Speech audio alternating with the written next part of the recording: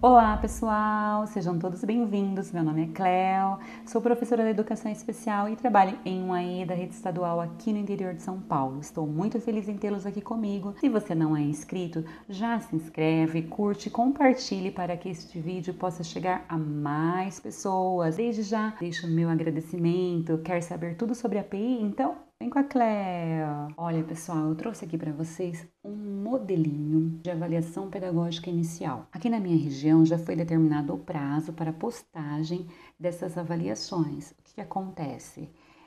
Temos um prazo para postá-la na sede, né?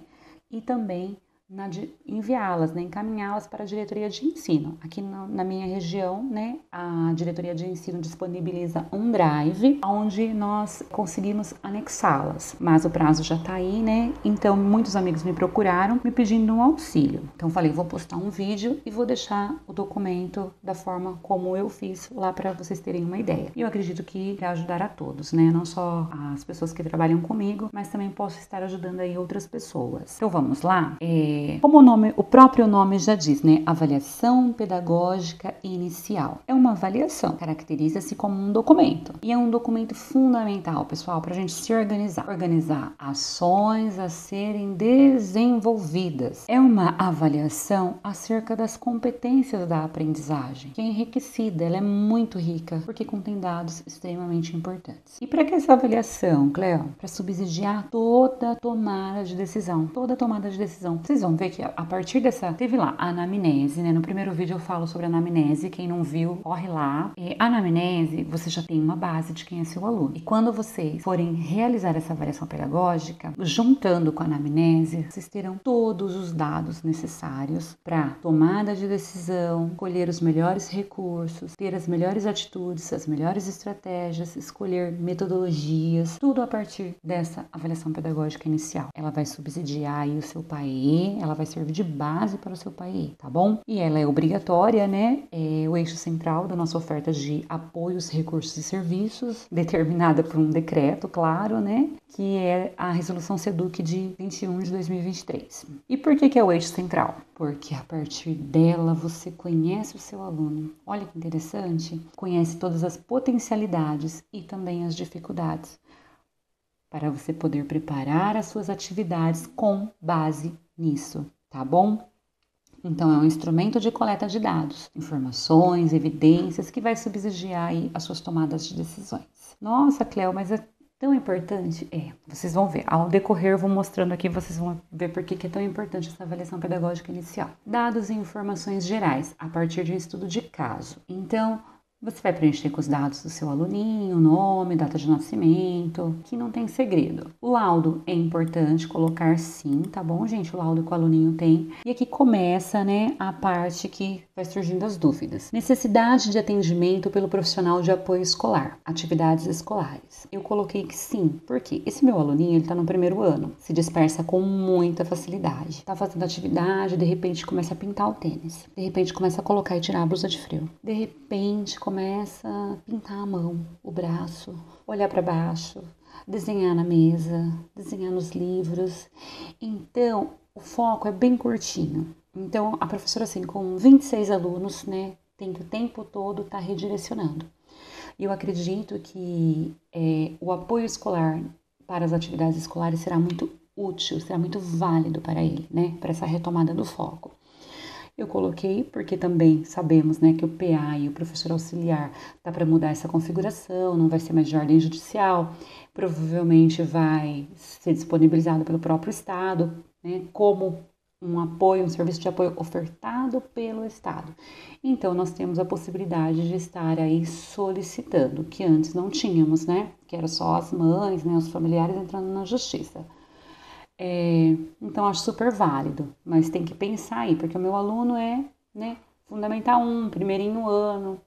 Então, tem aquela questão, né, do foco que eu acho que vai ajudar muito, porque ele é um aluno que consegue fazer, né, a atividade sozinha, mas se dispersa muito. Então eu acredito que vai ajudar. Necessidade de atendimento pelo profissional de apoio escolar. Atividades da vida diária. Também coloquei que sim, porque ao ir ao banheiro, o Júnior fica lá brincando com sabonete, daí passa a mãozinha na parede, passa a mãozinha na roupa, e brinca, e pega o papel e se diverte com o papel, ou então vai dar uma volta no pátio. É a dispersão. Então, esse profissional de apoio das atividades da vida diária acompanha, fala, olha, tá bom, já lavou a mãozinha, hora de voltar para a classe. Então, eu acho que ajuda muito. Também coloquei a necessidade, também apontei. Indicar a frequência, uma vez por semana, 2 aulas. Composição do atendimento, é individual. TEA geralmente é individual. E vamos lá.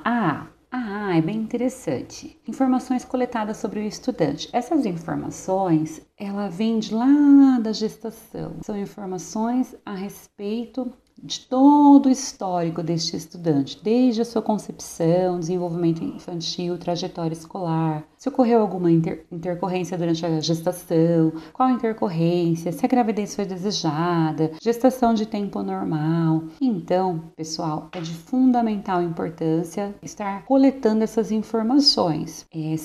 Andou e falou com quanto tempo, teve algum tipo de atendimento. Nossa, Cleo, mas informações lá da gestação, será que é importante mesmo? Olha só, esses dados é para você ter uma compreensão acerca do desenvolvimento dessa criança. Para quê? Para te ajudar na elaboração de planos educacionais, aquilo que eu já tinha comentado. Apoio à família. Você entendendo a trajetória dessa criança, você pode oferecer suporte e orientação, ajudar essa família a lidar com as necessidades e desafios, que é um papel também do AEI. Até para um monitoramento também. Monitorar o progresso, porque muitos desses alunos já estão em acompanhamento com outros profissionais devido a essas questões da gestação, essas questões, né? Por exemplo, não atingiu os marcos do desenvolvimento no período esperado, então já tá, não falou, já tá com a fono, já tá com a TO, mas você pode monitorar esse progresso, levando em consideração que você sabe desse acompanhamento. E você pode estar ali com a mãezinha, né? Olha, tô vendo que tá surtindo efeito, ou então, olha, como que tá esse acompanhamento? Tava realizando certinho, porque a gente não tá vendo, não tá alcançando o resultado, ou regrediu. Tudo isso é para ajudar, para subsidiar mesmo tomadas de decisões, tá bom? Em suma, são informações valiosas para a criação de um ambiente mais inclusivo e mais eficaz, tá bom? Então vamos lá nas informações que eu consegui coletar. Desculpa gente, tô um pouco acelerado de ser. Júnior é um estudante que, segundo o relato materno, teve uma gestação tranquila, apesar de sua mãe ter sido diagnosticada com lúpus. Durante toda a gravidez, a mãe manteve o tratamento médico necessário, o que contribuiu para uma gestação sem complicações. Nasceu de parto cesáreo, também sem intercorrência. Olha só, a mãe quis relatar isso, né? Durante a gravidez, ela tinha que relatar o que passou. Ela tem lúpus. Então ela relatou, olha, apesar do lúpus, olha que interessante, né? Não teve intercorrências, né?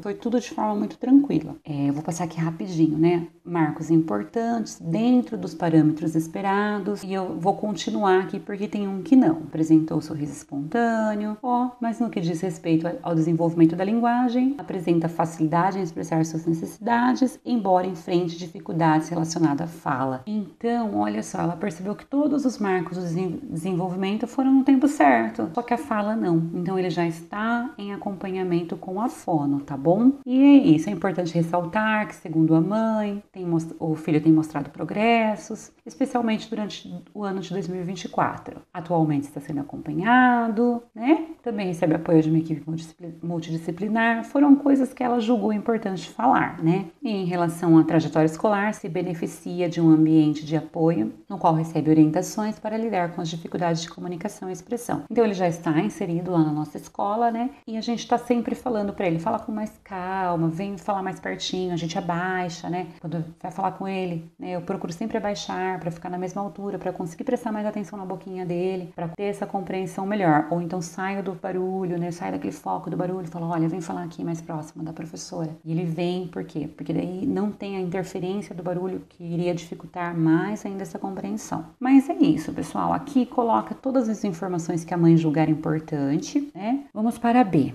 Então, pessoal, vamos para B.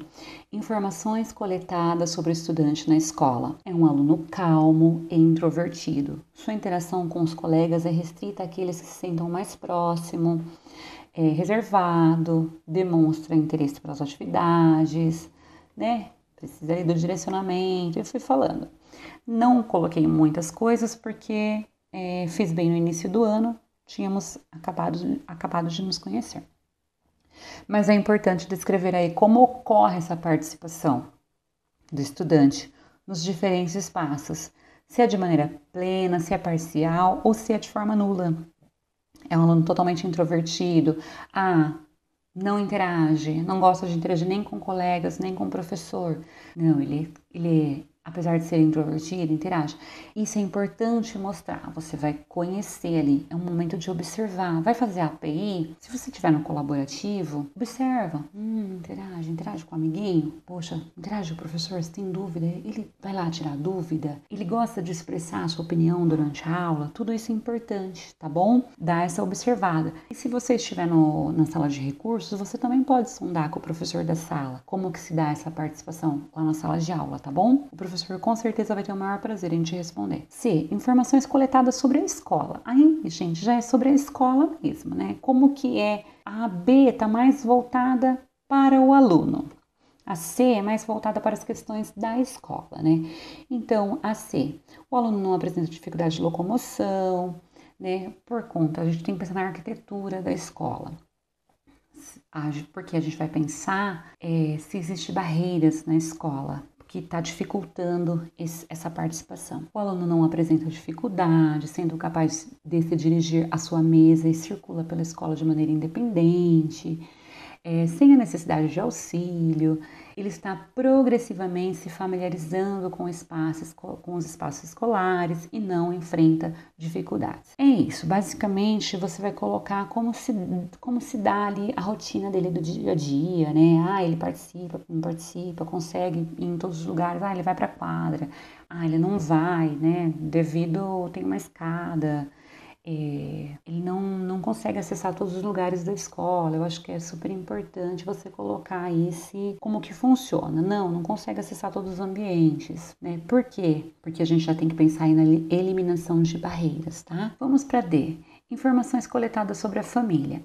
Lá no começo a gente colocou informações coletadas sobre o estudante com a família, né? Mas aqui é informações coletadas sobre a família. E essa informação você consegue na escola mesmo, né? É uma família presente? É uma família que acompanha?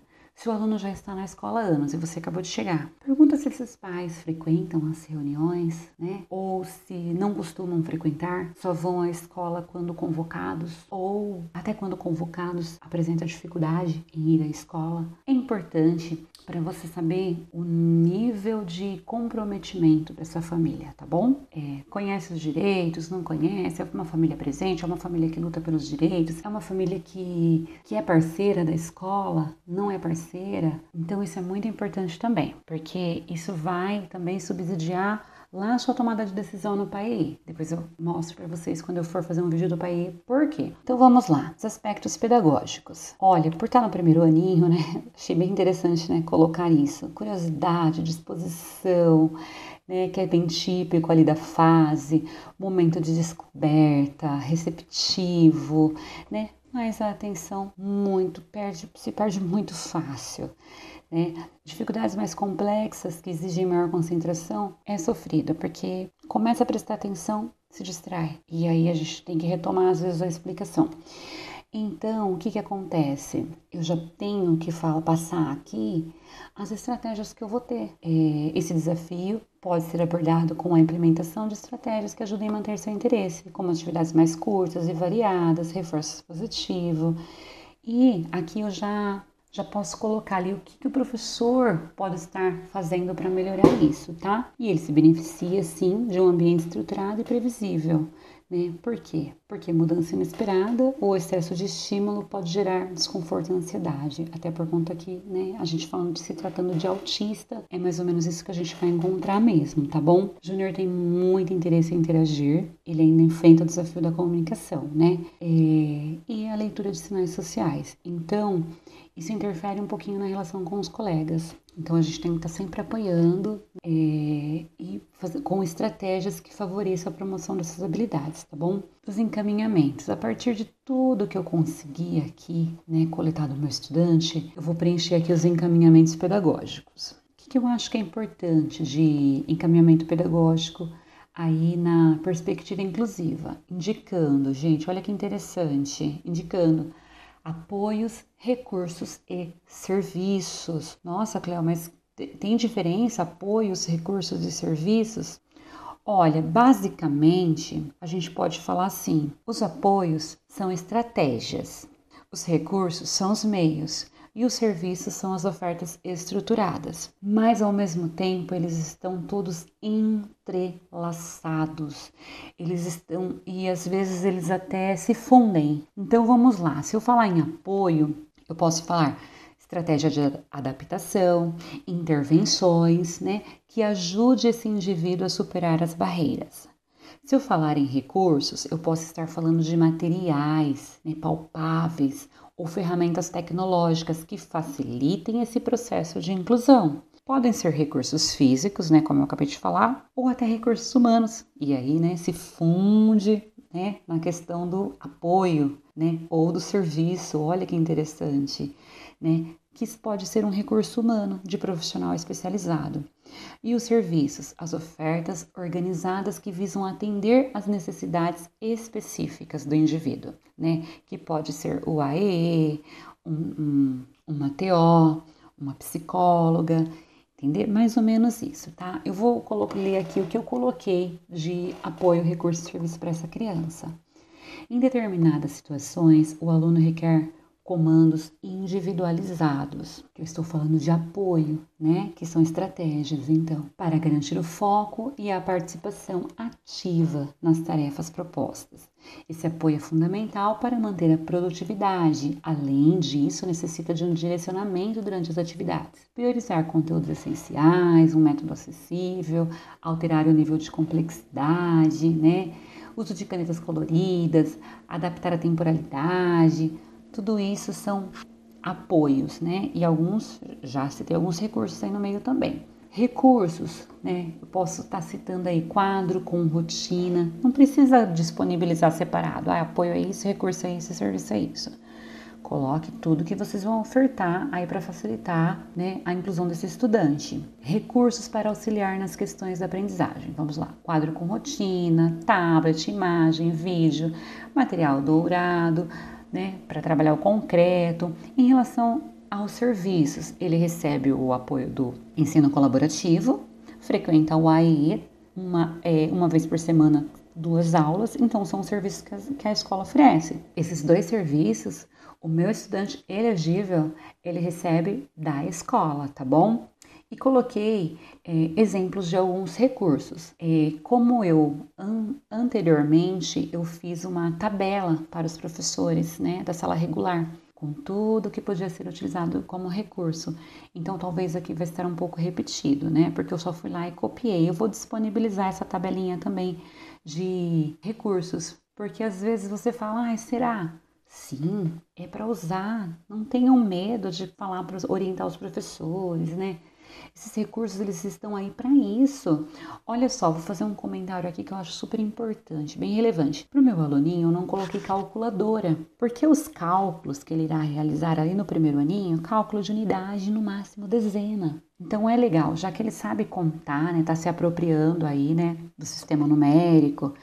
Como ele já sabe contar e ele consegue contar, inferir e contar e fazer correspondência também, eu estou explicando a soma, estou ensinando a soma de uma forma que, como são poucas unidades, é uma soma de 3 mais 4, nós conseguimos ali fazer com o concreto, para ele ter o visual, né? E nós conseguimos que através do recurso visual, através do concreto, ele consiga compreender o que é somar. Através do concreto, ele compreende o que é subtrair. Através do concreto, ele aprende o que é dividir. Porém, eu já estive, em um AE trabalhando com alunos do ensino médio. Os cálculos são outros, Então, o que acontece? Pode sim usar a calculadora, porque o aluno, às vezes, ele está bem abaixo, ele consegue fazer apenas adição, subtração e multiplicação. Ele não consegue fazer lá os cálculos do ensino médio. Então, a gente faz com a calculadora para ele ter uma noção do passo a passo, Por exemplo, não lá o ensino médio, mas os meus alunos do 7º que estavam vendo expressão numérica, expressões numéricas, fazendo na calculadora ia mais rápido, E ele conseguia ter a compreensão de como funcionava aquele cálculo. Então, para os pequenininhos eu já não acho legal a calculadora. Por quê? Porque como a gente está falando de unidades, é fácil trabalhar com o concreto, já que para os maiores, para as séries mais avançadas, é muito difícil trabalhar com concreto, com números altos, Quando a gente vai pensar em unidade de milhar, por exemplo. Mas é isso, pessoal. Os recursos, eles podem ser vários. Jogos pedagógicos, figuras geométricas, cédula, adoro trabalhar com dinheirinho. Balança, fita métrica, trena, régua, tampinha, palito, semente, panfleto, material dourado, relógio. Essa semana eu trabalhei com relógio analógico, para entenderem, para aprenderem a ver hora, Porque é muito fácil ver hora no digital. E você chama uma criança para ver hora no relógio analógico, não sabem, Então, a gente fez na prática mesmo, até desenhei um relógio, fiz os ponteiros para que a gente pudesse trabalhar diversas vezes com aqueles ponteiros para que conseguisse memorizar ali, vivenciar, porque também não é só memorizar, É importante memorizar, mas é importante internalizar, ter o tempo para internalizar o porquê daquele funcionamento, porque precisa fazer sentido, Se eu não consigo pegar uma situação só de olhar para ela, então precisa fazer sentido para que eu consiga internalizar. Tá bom, pessoal? E é isso, calendário, reta numérica, Na sala de recursos é muito importante o calendário. Muitos alunos com dificuldade ali de compreender essa questão do tempo mesmo, A questão do calendário é muito importante para desenvolver o senso temporal, reconhecer ali as unidades básicas do tempo, porque os meus alunos, eles... já é amanhã o dia da aula, por exemplo? Não, olha, terça-feira da semana que vem. Mas pronto, já é amanhã? Não, terça, vamos olhar no calendário. Hoje é sexta, então você vai ficar em casa sábado e domingo. Daí, o segundo dia da semana, O primeiro dia de aula, A gente costuma falar o primeiro dia da semana. O primeiro dia de aula na semana é a segunda. E aí vai chegar a terça, segunda, terça de terceiro, que é o terceiro dia. E aí eles vão gravando, vão internalizando esse calendário para aprender aí a sequência, compreender o tempo, se organizar melhor. Isso é de extrema importância. Tá bom, pessoal? Mas é isso, Tem que ser colocada a data, tem que ter assinatura. Esse daqui só precisa de uma assinatura de um dos membros do trio gestor, pode ser coordenador, porque eu sei que o diretor está sempre muito ocupado. No PAE já tem que ter assinatura dos 3. A sua, professor, responsável pela avaliação, coordenador e diretor. Tá bom? Mas é isso. Qualquer dúvida, eu estou à disposição. Pode deixar perguntinhas que eu vou responder com o maior prazer, tá bom? E é isso, pessoal. Vou disponibilizar esse modelinho e quem sabe na próxima semana aí eu lanço um vídeo sobre o PAEE também para estar auxiliando aí vocês nessa construção do plano de atendimento, tá bom? Um abraço a todos, muito obrigada e até mais!